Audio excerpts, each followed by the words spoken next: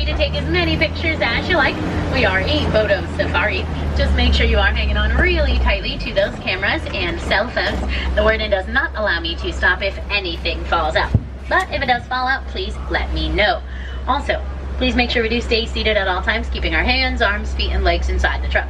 I don't mind if kids are on your lap or the seat next to you, as long as they're not like moving around, being passed back and forth, held up in the air, anything like that. It gets pretty bumpy out here. Some areas are bumpier than others, and we want to keep everybody safe. Also, happy 50th anniversary, everyone! Yay! I know, it's so exciting, isn't it? Oh, it's great. We have to take the small wins in life, and this is one of them. So I love driving safaris on anniversaries. It's always so much fun. Like, there's just something more special about it. I don't know if that makes sense, but it's like, ooh, it's just like, today is like the day too. It's not like, oh, it's yesterday. Like, today is like the day, so super fun. Anyway, this first area we're heading into is called the Little Itiri Forest, and out on the right, just have a little breakfast, is an okapi. Many people believe that they are related to a zebra because of their fun and strappy socks, but they are actually the only known relatives of the giraffe. Okapis have a really cool prehensile tongue that actually allows them to lick their own eyes and ears, much like giraffes can. Prehensile means they can move it in literally whatever direction that they want, which is super duper cool. Giraffes' tongues actually allow them to lick their ossicones. If you don't know what giraffe ossicones are, it's a little antennae thingies on their heads. Their tongues are a little bit longer than okapis' tongues, so it makes sense. They are a little bit taller than their cousins, the okapis, so okapis have a slightly shorter tongue because they're a little bit smaller. Out here on the left, there's actually two black rhinos. So the first one is all the way at the wall, all the way at the back of the rock with the tail, to the right of the green leaves that are all the way along the back wall. And then the second one is up here, a little bit easier to see, but also kind of not at the same time. These are black rhinos. The easiest way to tell is they're not living together. They like to live right next door to each other, but they don't like to live in the same house. They'll just be right next door. So there's the rhino. They stand like this because it dampens the sound of the truck a little bit. They have really sensitive hearing, and so by standing this way, it makes it a little bit quieter, a little bit more comfortable for them. So a lot of animals with sensitive hearing will do this, like elephants and rhinos are the two big ones that will act this way too. So they know we're here. They can hear us. They can't see us, but they know we're here. So they'll stand that way just so they can have a more quiet breakfast. It's like turning the volume down on your TV or standing with your back to the speakers at a concert. A little bit quieter, a little bit more comfortable for you too. But black rhinos are really, really solitary and really territorial. There you go. They typically are found together at nighttime, then during mating season, and mothers and their babies. And that's basically it. They're also the smallest of the 5 rhino species. They're only about 2,000 to 3,000 pounds. Africa, fun fact, is actually home to the largest and the smallest rhino species as well. We'll talk more about that later on. The large bird just here on the left is the only animal on the left. That would be a saddle-billed stork. Very obviously named bird. They have a saddle shape on their bill, and they're a stork. They're usually about 5 feet tall. They can have a wingspan of about 9 feet across. Unlike most birds, they don't communicate through any sort of chirping or tweeting sound. They'll communicate by rattling their bills back and forth together. It kind of makes like a clacking sound almost. That's the best way I can think of to describe it. It's like banging plastic together or something. That's the easiest way. We are going to be heading on down towards the river, I know. This is called the Safi River. Rivers and watering holes are actually great places to find animals like the hippos on the left. They're just behind the island, and they're asleep. They are primarily nocturnal, so active at night, and this is how they spend most of the day, underneath the water. It actually keeps them cool, but it also protects them from predators, makes them look like big old giant rocks. The reason we can see them is because they are in a more shallow portion of the river. I don't know if you can tell, but it's like deeper on this side and then more shallow on that side. They do not have enough air in their body to float to the surface. They naturally will just like get in a pool and sink to the bottom, which is convenient for them anyway. It's where they prefer to be. So that's why we can see them right now. Normally they'd be like that, but fully under the water, so who knew until they were there. On the island is a pod of pink-backed pelicans. Very obviously named bird. They have pink on their back end. They're pelicans. They don't actually use their bill pouches to carry fish, like movies suggest. They use it as a kind of fishing net, so they'll scoop up their fish with a little bit of water, then they'll drain the water out, and they'll swallow their fish whole. Also on the left, looking beautiful as they always do, is a Basque of the Nile crocodiles, not alligators. There's no alligators in Africa. They are alive. They just don't do a lot for most of the day. It's because they're cold-blooded, like most reptilians are. They need to save most of their energy for when they eat about once a week to about once a month or so. Depends on how much they eat at once. Well, usually about half their body weight in one sitting, and they'll be about 500 pounds or so. So there's actually only 2 alligator species in the world, and conveniently, the names stay where they live. There's the North American alligator, or the American alligator, and the Chinese alligator. Everything else in the world is going to be a crocodile species, a caiman, which is more towards Central and South America, a gharial, which lives towards India, mostly in rivers, or a false gharial, which lives very, very close to the regular gharials as well. There's a few slight differences. They look really similar, but different. That's why they're called a false gharial. The only place on the whole entire planet you can find alligator species and crocodile species living together in the same water is actually the Florida Everglades. That's where you have the North American alligator and the American crocodile. If you ever go on TV game shows or want to impress your friends' parties, you're welcome. As cool as they are, I do think I'm going to take us off here into a completely different ecosystem. And that's because different ecosystems mean different animals. And we are in the savanna and the Serengeti grasslands. This is one of my favorite areas on the whole entire reserve, not just because of the animals, but just because I like the way it looks out here. It's so beautiful. I just love being able to see like all the way across. The animals actually like to use this area as a sort of like super highway for their migrations, for the same reason we would like an area like this. You can stand on one side and literally see all the way across to the other. It makes their migrations very, very easy, but it also makes it easier for them to see any predators or prey, depending on the type of animal that they are. But it also provides enough cover for them to hide if they would like to, but not so much that it impedes those migrations. So they really, really enjoy it here quite a lot. Most of them do. We're gonna check out this watering hole here on the left because I do see a pack of African wild dogs doing what they do as soon as the sun comes up, which is take a nap. They are technically what's called crepuscular animals, which is a super duper fancy schmancy way of saying they're active at dawn and dusk. So once the sun gets up a little bit more, they say bye and then they take their nap. They're actually some of them, they're right in the middle in case you're having trouble finding them.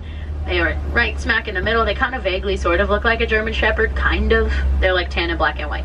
But they're actually some of the most successful and dangerous predators in Africa, even more than lions, cheetahs, and hyenas all combined. It's because they not only hunt as a group, but because they chase their prey down till their prey falls over from exhaustion. So we're going to start with the antelopes on the left first, not the cows, but the antelopes, which are way in the corner. Those are the sable antelopes. They tend to be very, very aggressive and very territorial, so I'm honestly very surprised they let the Ankole get that close to them. And the Ankole here on the right, she's my favorite because I like her spots the best. They remind me of cookies and cream ice cream, so every time I see her, it makes me think of ice cream, and that makes me happy. So I tell her every single time that I see her that she is my favorite, because everybody needs to be told that they are someone's favorite. She's my favorite one. They're also called the Watusi cattle, and that's actually after the tribe that was first to domesticate them. Their horns are not really that heavy. What they have inside of them is this honeycomb shape that has veins running through, and also helps them regulate their temperature, keeps them cool in the summer and warm in the winter time as well.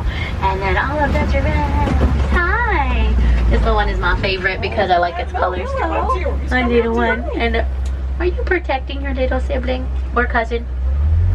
They usually will do that. So older siblings or cousins or whomever, older giraffes, will typically try and protect those little ones, especially when they're laying down. A giraffe's main defense is its kick. So babies can't kick things quite as hard as adults can. Same thing for baby humans, right? If a small child comes up to you and kicks you, it's not going to hurt you as much as if like a fully grown adult walks over to you and kicks you really hard in the leg, right? It's the same concept for giraffes, so they'll typically have an older one hanging out there to kind of protect them a little bit, keep them safe. A group of giraffes is actually called a tower. It's perfect because they tower over everything. Adults can stand anywhere between about 18 and about 20 feet tall, which makes them the tallest animals in the world. When their adorable little babies are born, they're usually about 4 to 6 feet tall, and therefore mothers are pregnant for about 18 months or so. It's quite a long time. There's another one up here as well. Most of them are doing what giraffes do best, which is eat. There's a couple more too. Giraffes actually eat for about 20 hours a day. They only sleep for about 30 minutes out of the whole entire day. And that's not like one giant 30-minute power nap. Like they don't fall asleep at like 12 and then wake up at 12:30. Then the teen tiny little baby one on the left. They usually just take a nap just a few minutes or even a few seconds at a time. So a lot of times it's easier for them to just sleep standing up.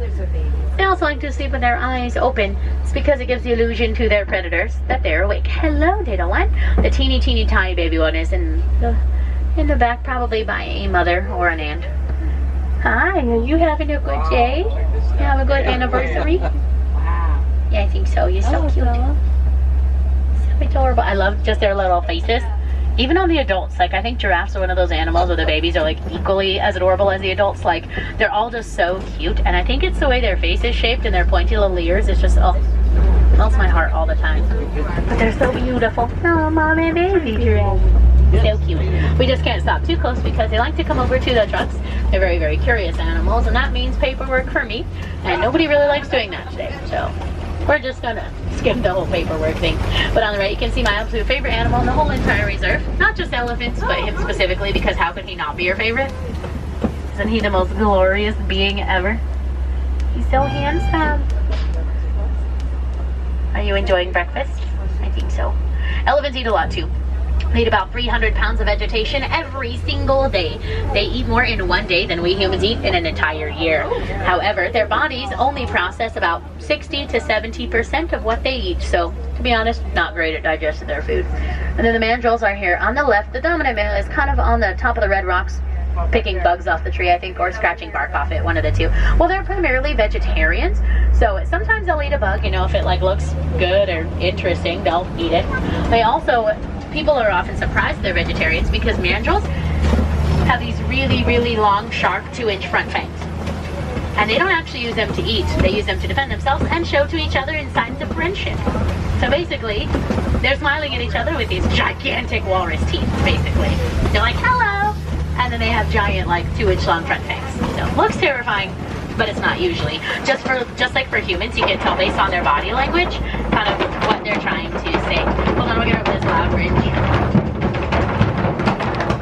I'm not done shouting anyway, but I don't like to shout over that bridge. So, it gets a bit complicated to try and hear me over that thing too. But anyway, just like with humans, it's all a matter of body language. So you can tell when it's like they're trying to scare away someone as like a defense thing, or if they're literally just smiling at their friends. Usually if they're smiling, they don't make any sound. They'll just like look at their friends and just like big giant toothy smile, and then they're usually just like, oh, smiling at their neighbors, which is super cool.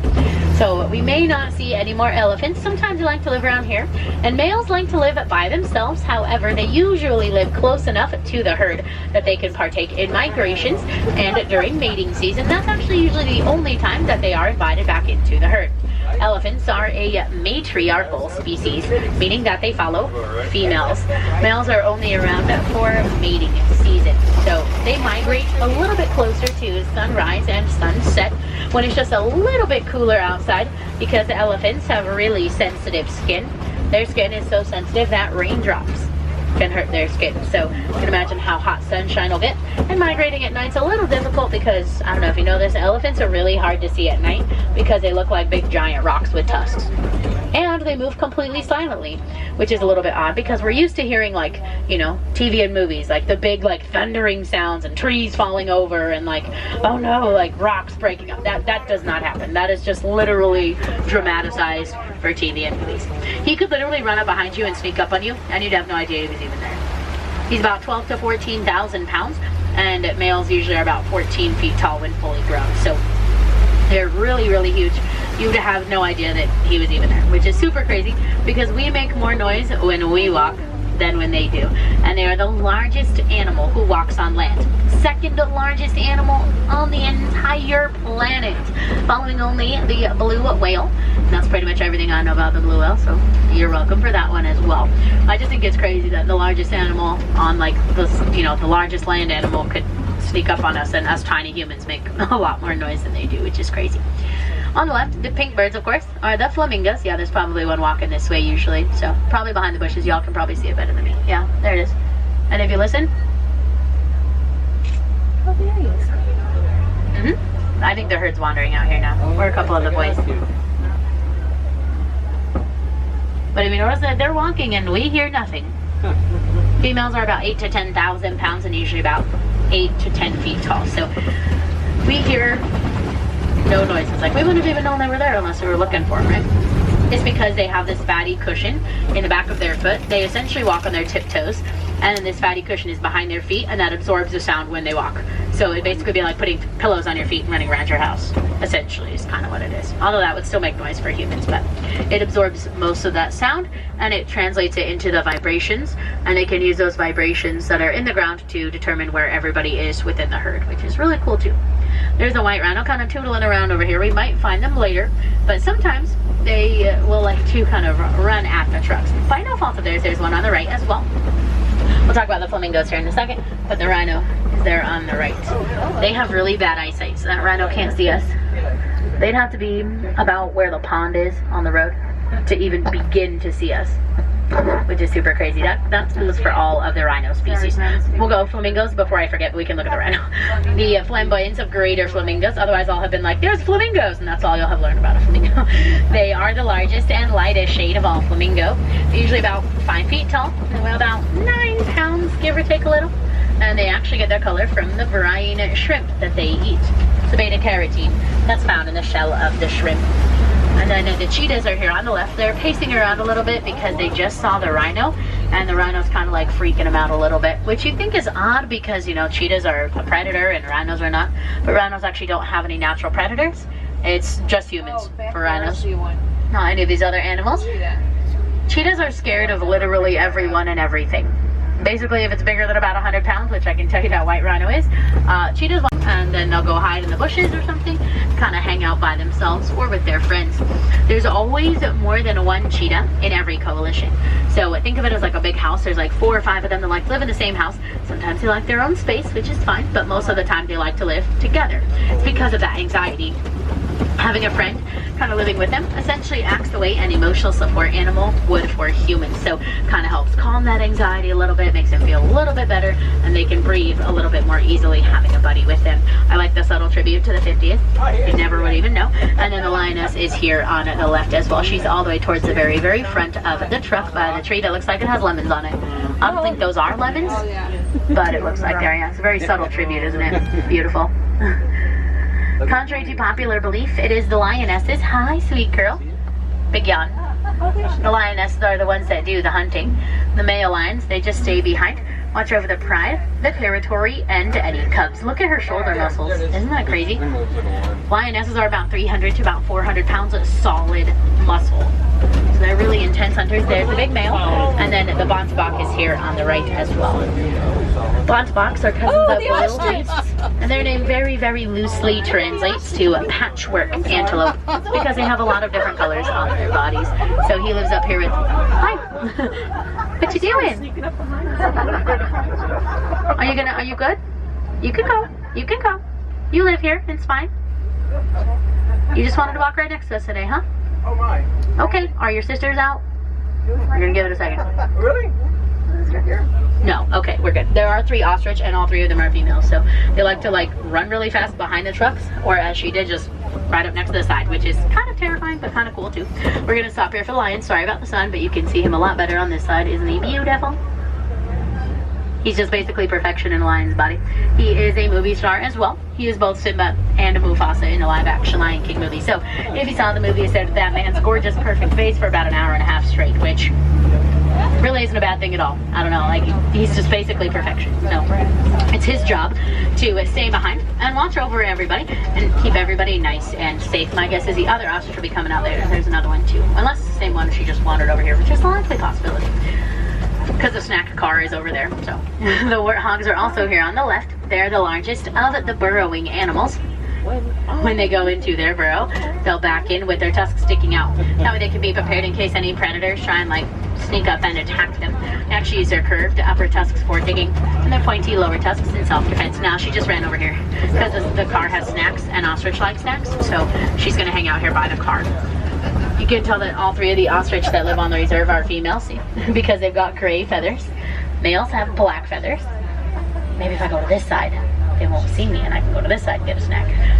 Males actually have black feathers, and if there is no male, then the most dominant female will develop a darker color to show her dominance amongst the flock. So it's a little bit hard to tell unless all 3 of them are standing right next to each other, and then you'll be able to see all 3 of their like colorations, and you can determine who's most dominant from there as well. One of my favorite things about the ostrich is actually that they are omnivores.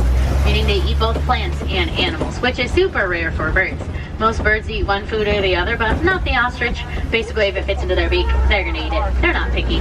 And then another subtle tribute to the 50th. But also, there's some tiny and adorable Nigerian dwarf goats. They are a domesticated dairy goat, and these ones are the adults. My favorite little goat is the one that's actually sitting inside of the car. And it's eating the leaves in the most difficult way possible, because I like its spots the best. It's really adorable. And these ones are the adults. Could you imagine how tiny and adorable their babies have to be? And that's how tiny and adorable the adult ones are. Like, I swear, they're so cute. Their babies would have to be even tinier than that. They're so cute. Yeah, there's two ones super close here. They're also a domesticated dairy goat, and they actually have a symbiotic relationship with humans. What that means is both parties are able to benefit. The goats will get a nice, safe place to live. They get fed, and they get attention from the humans. But then the humans benefit off of their milk and off the goat's ability to eat.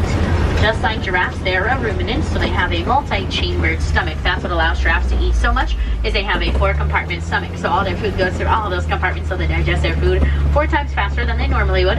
The goats also have something very, very similar, so they can eat a lot as well. Plus, they're just like really super tiny and really super cute, so I don't know why you wouldn't want a lot of them. Farmers just let the goats just run around their pastures, which I think would be so cute to see, just like horses and cows and all these little teeny tiny goats just running around everywhere. I think it'd be so adorable. And they help to eat a lot of like the weeds and stuff the larger livestock cannot into. So they're really adorable, and I just want like 5 of them, and I can cuddle them and love them forever and ever and ever. One of the easiest ways we can help to protect the animals of the world is just by learning more about them. The more we know, the more we'll know what's impacting them and how we can help. So I challenge each of you today to go home and not only learn something new about the animals, but take what you've learned and share your knowledge. You never know, it might inspire someone to protect those animals. And I hope that you all enjoy the rest of your 50th anniversary celebrations. And watch those hands, arms, feet, and legs on the right side. Your doors will be sliding open. And if you all have any questions, you're welcome to head on up and ask. I'd be more than happy to answer those for you. Oh, Wilderness Explorers, the name of the